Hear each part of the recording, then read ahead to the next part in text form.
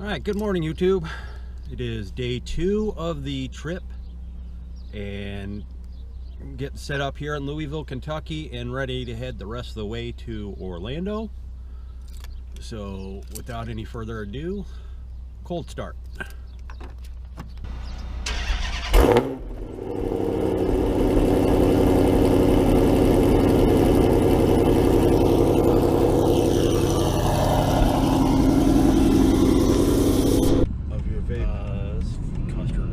As I say, it smells like pancakes.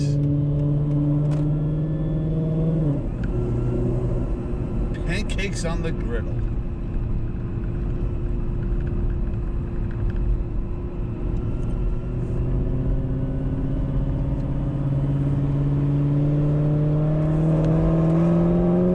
So this is the hotel where the boys stayed. Okay. This quality right here. You know if they're on the road yet?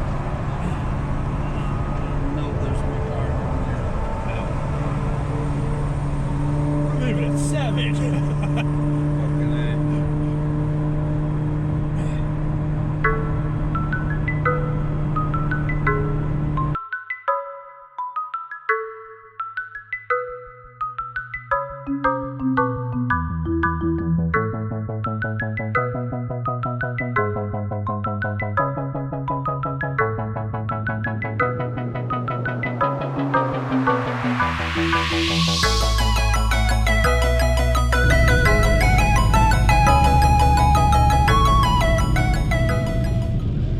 Tennessee.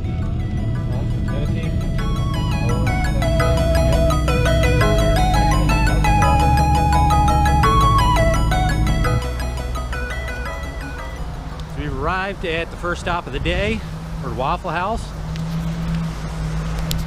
My friends don't like Waffle House, but my family loves it, so we're gonna go have some Waffle House. All right, Waffle House is done. We got gas. We're headed back on the road. I'm with my sister now. Woo!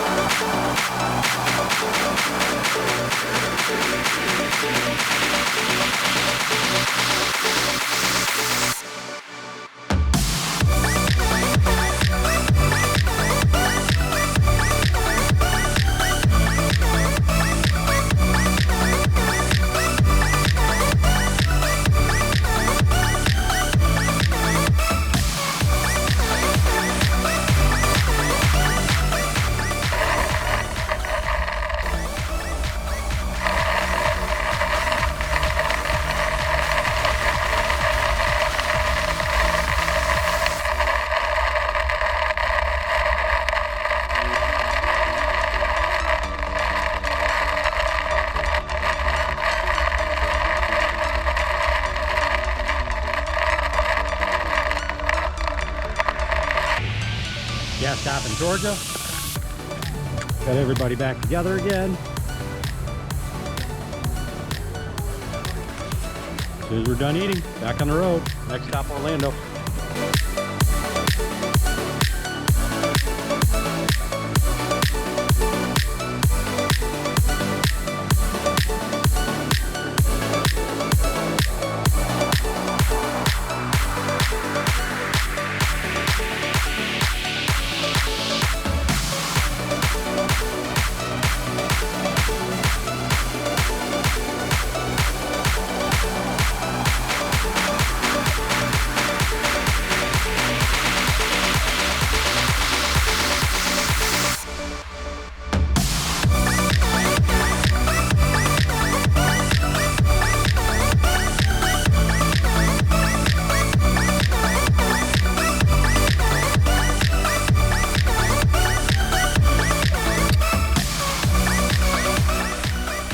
Day 2 of the trip, essentially leading into day 3, because we got in at like 2 o'clock in the morning, and it is now day 4. I managed to watch the Challenger today, although so while driving through Kentucky, some of the roads were quite a bit rougher than I'm used to, so I thought I scraped a couple of times, but what I'm now thinking is I'm getting some tire rub, specifically on this side where it is trying to cut into my tire. As you see how bad it is right there.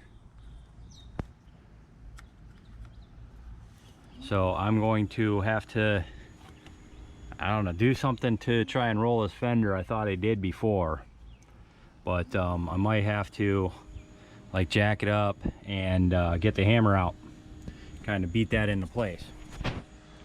But again, I'm in Orlando. I'm at my parents' place, and it's a pretty cool spot. Quite a story to this place and my family. So when I was a baby, like a very small baby, we used to drive a camper around the country and stuff like that on vacations. So one of the places, or so we would come to Florida, and you know, we'd go to, you know, maybe Daytona or the Kennedy Space Center or something like that. So you know, we'd stay at different places where you can park a camper. So eventually we ended up at this place, and it was kind of different back then. It was part of a hotel chain with Hilton and a bunch of other stuff, but it was basically just a place that you could, you know, park your camper at and you know, go do whatever you wanted to do in town. So at some point they changed it into an actual community of people who live here year round, or you know, come to visit snowbird style like my parents do. So somewhere in that, it became a retirement community. So you have to be 55 or older to stay here year round, or more than a couple of months anyway. So there are, you know, lots of people my parents' age, older, younger, you know, so they can hang out and have fun with, you know, other people their age. Retirement, everybody's got golf carts. I'll give you a look down the street here. Some golf carts. But then not necessarily everybody's older, because you know, you only have to be 55 or older to live here year round. If you just want to visit like a month or something like that, you could be younger, you could be like my age. So there's a few people around here, you know, maybe a little bit older than me that hang out. So it's cool to hang, you know, when I come down here and visit, you know, hang out with them, go out on boats, go fishing, or play pickleball, or all kinds of other stuff. So it's a really cool place, and it's really amazing that my parents found a place here to buy after, you know, 35 years later, after, you know, we'd come visit in the camper. So, but yeah, so this place is cool, and I'm still trying to find tickets for the Freedom 500. I've had just about every scam in the entire world try to be run on me so far and looking for these things. So one guy wanted, he said, pay me through PayPal, friends and family. So if you know PayPal, you know friends and family, there's no protection if you send somebody money, friends and family. So obviously I wasn't going to send him friends and family, but I mean, it's clearly a scam. It's the only reason he asked me to do that. There was another guy I posted on the Reddit forum r/Cleetus McFarland. Some guy contacted me. He's like, I got 5 tickets. How much you want to pay for them? So I gave him a number for a couple of tickets, and he's like, yeah, I can't use PayPal, so here's I think My Coin app was what he was trying to get me to pay him on, which is some kind of Bitcoin deal. Obviously another clear scam. So I did talk to one guy who's also from Michigan, who said one of his buddies might not come. So there's that right now, but I don't have a definite ticket yet, and I'm still looking. And yeah, so I had other plans of what I was going to try and do. Modern Street Hemi tuners were down here, but obviously with us getting so held up in traffic and the weather and stuff like that in Tennessee and Georgia, you know, I obviously missed that, so can't go to that. I was going to try and maybe go to Showtime Speedway, you know, which is over by the Cleetus McFarland shop, and Faster Proms, but they don't seem to be having any events this week until the weekend. So I was hoping maybe, you know, make an 8th mile pass or something like that, but you know, my car's kind of slow for 8th mile. I mean, it's, if anything, it'd probably be better for half-mile racing, but yeah, so that's going to be out of the question. But I'm definitely going to cruise by the shop and maybe do a donut in that little roundabout, but we'll see about that. So we'll see what else I can come up with to do during the week leading up to, before going. So yeah, so just stay tuned, and we'll see what we can get into in the rest of the week here in Florida, and I'll see you next time.